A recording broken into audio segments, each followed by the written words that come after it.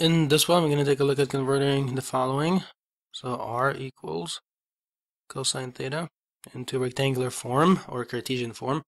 So the first stage is to try to transform it into something where you have recognized relationships. What I mean by that is that x, hopefully by now you know, is equal to r cosine theta, and then x squared plus y squared is equal to r squared.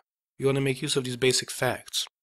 So here, multiply both sides by r. It's going to give you r squared, and on the right side is going to give you r cosine theta. And r squared can be replaced easily with x squared plus y squared.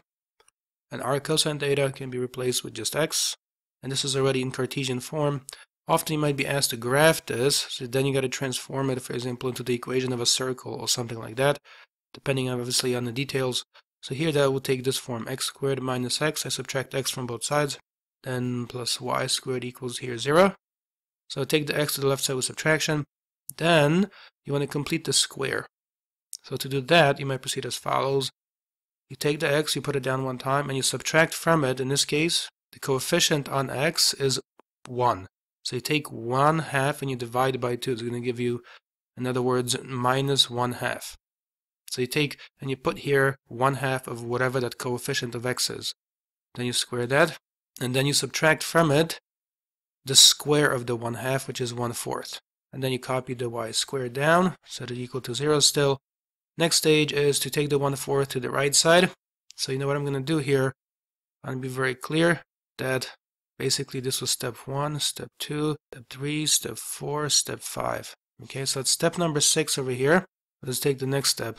So that's step number 6. You write this, so it's going to give you x minus 1/2, and then square that, and then plus y squared equals, and then you take the 1/4 and you move it to the right side with addition, so it becomes 1/4.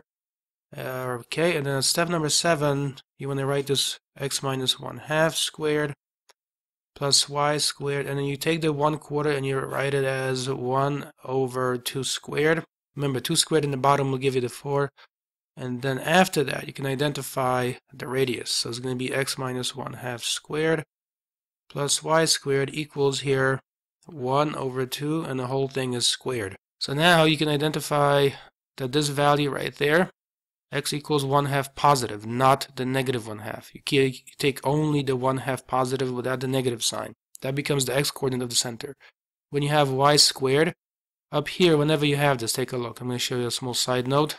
Whenever you have something like y squared, you can imagine that it's really like, y minus 0 squared, because that 0 then becomes the y coordinate of the center.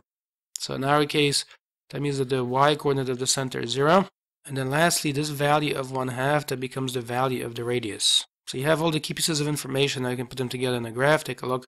So here are all the key pieces of information. I've written them down again. Let's mark them in the graph. So here, this is my x-axis. Remember, up there basically is the y-axis. Here, imagine each space is 1/2. So I'm going to go from here to here. This is going to be 1/2 into that position.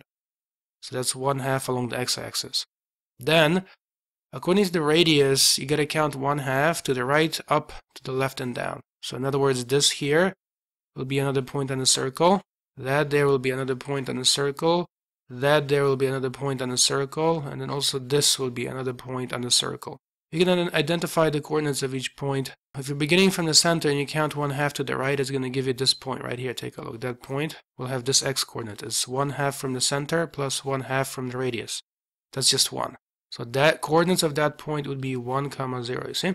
That point right there, if you work on that point, well, you counted 1/2 up. So that would give you the following.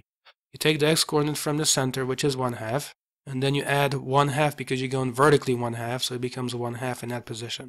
And those are the coordinates of that point. Now at this point, that's just 0, 0. That's the origin. This point right here. That's easy to identify.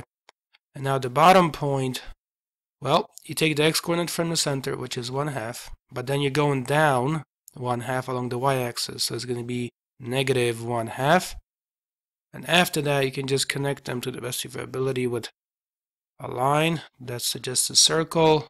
And that's it. Thanks so much for watching. Leave a like. I'll check you out in another video.